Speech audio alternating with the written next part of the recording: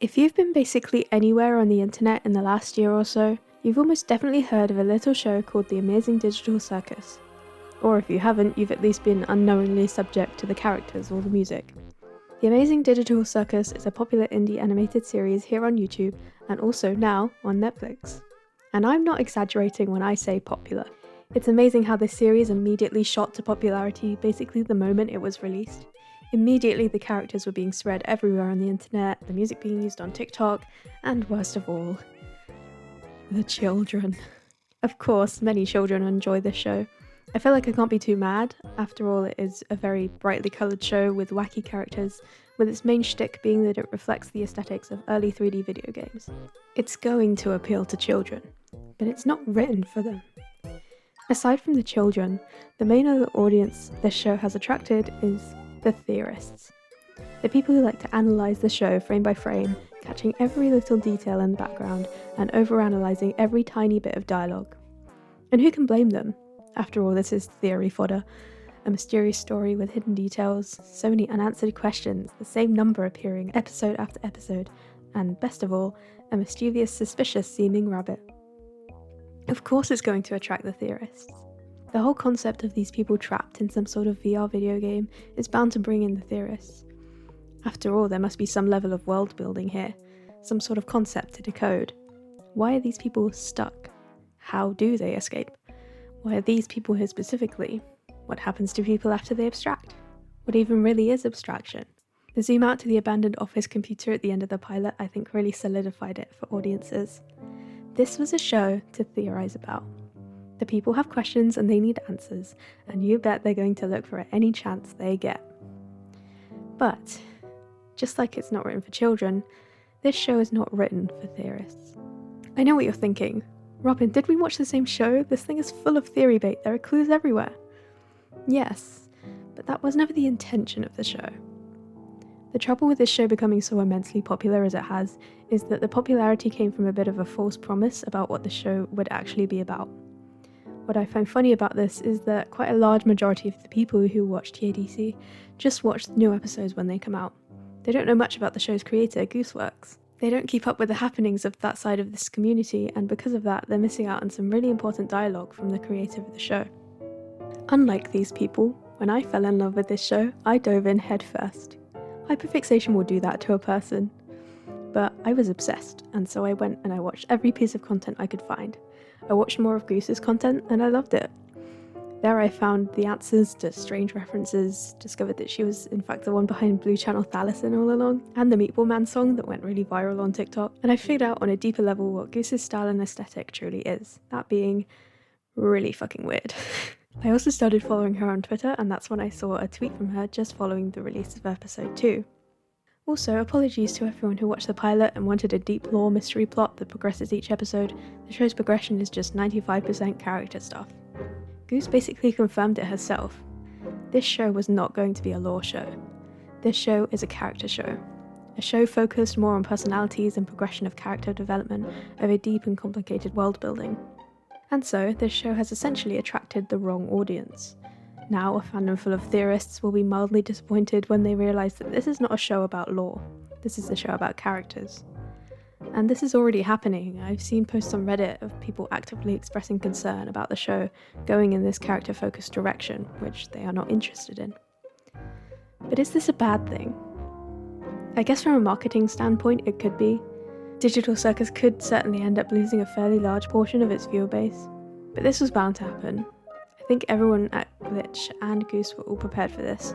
They were prepared for the possibility that Digital Circus could be a one-hit wonder, and for the second episode to flop in comparison.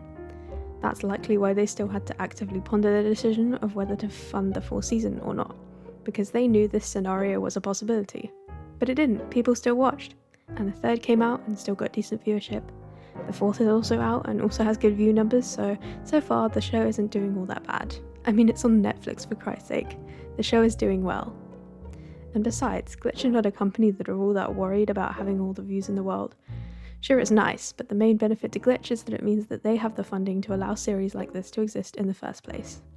As an indie studio, they have a lot less money to go around, so they have to spend it carefully and pick and choose what they can fund and what they can't. Glitch chose to fund Digital Circus, clearly because they saw its potential, but it's not like they made that decision immediately. They had to mull on it for a little while before they made the decision to greenlight the full series.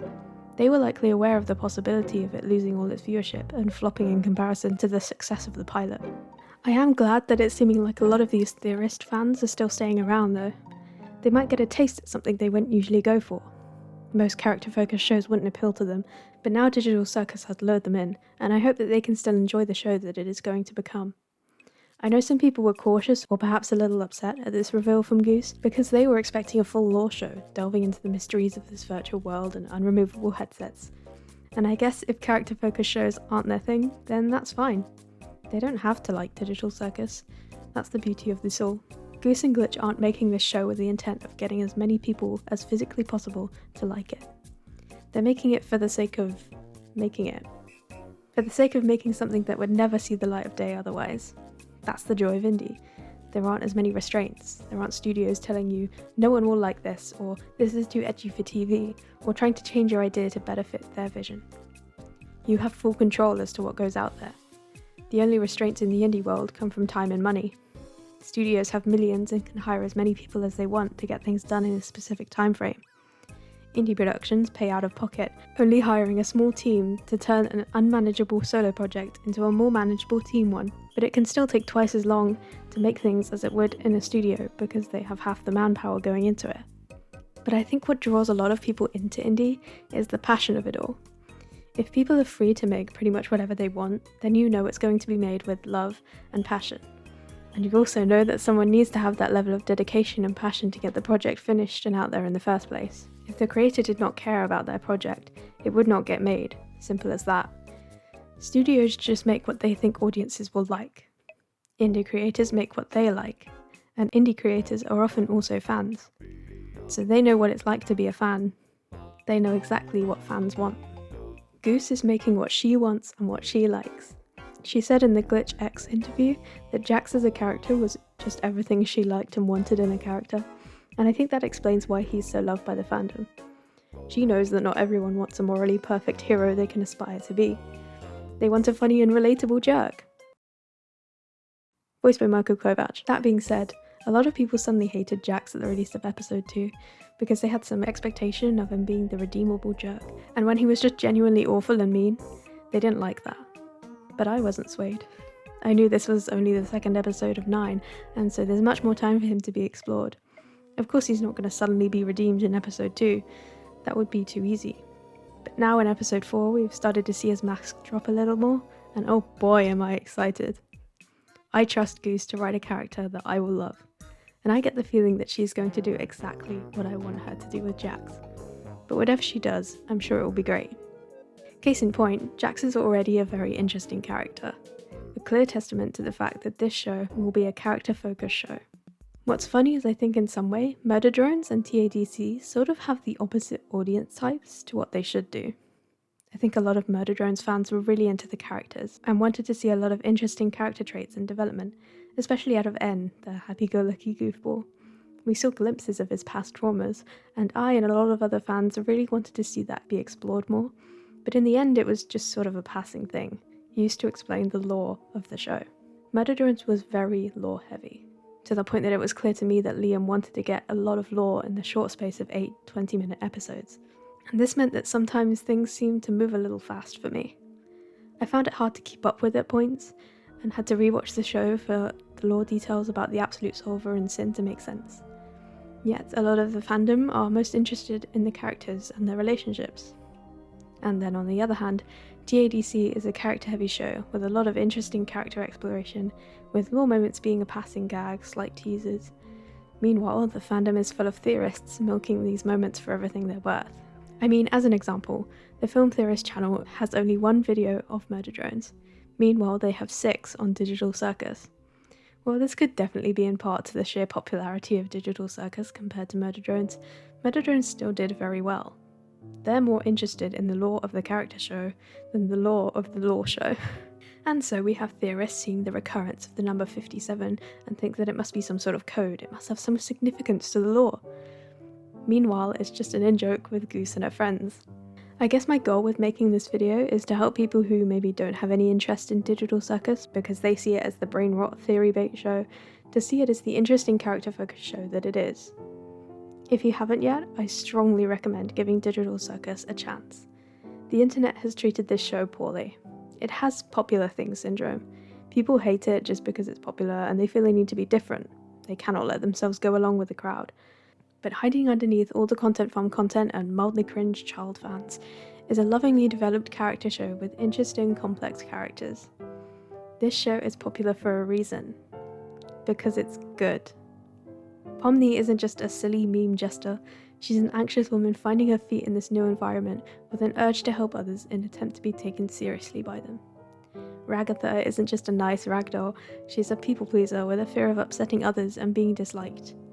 Kinga isn't just a dumb old chess piece, he's a caring father figure with dissociative amnesia. Zubul isn't just an ambivalent blob of shapes, they're insecure and have body dysmorphia or dysphoria, trapped in a cycle of never finding their true identity. Gangle isn't just a sad theatrical mask, she's a broken, mentally ill creative who had to leave her dreams aside just to survive.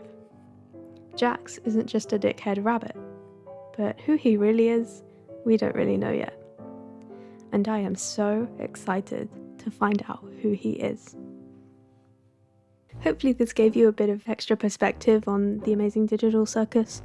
If you've seen it, let me know your thoughts down below, and I hope maybe this has convinced you to watch it if it wasn't something you were interested in before. This video is a little different to my last video. Some people might have come back expecting more K-pop or TXT related videos, but this is the nature of being multi-fandom. I love lots of different things, so these videos are going to be about a lot of different things, but hopefully they're still interesting to you. Also, you might notice I sound a lot better this time. This is because I've invested in a microphone. This is really exciting. It also means I might maybe do some song cover videos at some point, because that is something I like to do. I think some of my older videos that I still have up on this channel are in that realm, so maybe I'll do some of those and they can sound nice and clean and crisp with this lovely new microphone. I think that's about it. I do have another script in the works, so maybe that will come shortly after this one. It depends how long it takes me to edit this and how long it takes me to finish that other script. We'll see. Yeah, let me know your thoughts on Digital Circus in the comments below, because I'd be really interested to hear them. Are you one of these theorist fans who was really interested in all the lore and stuff and now you're feeling disappointed, or maybe you were kind of like me and you're just really interested in the characters and you don't really care about the lore? I'd love to know. I'd love to have a little discussion about it in the comments maybe. And yeah, I think that's about it. So I'll see you in the next one, whenever, whatever that may be. Bye!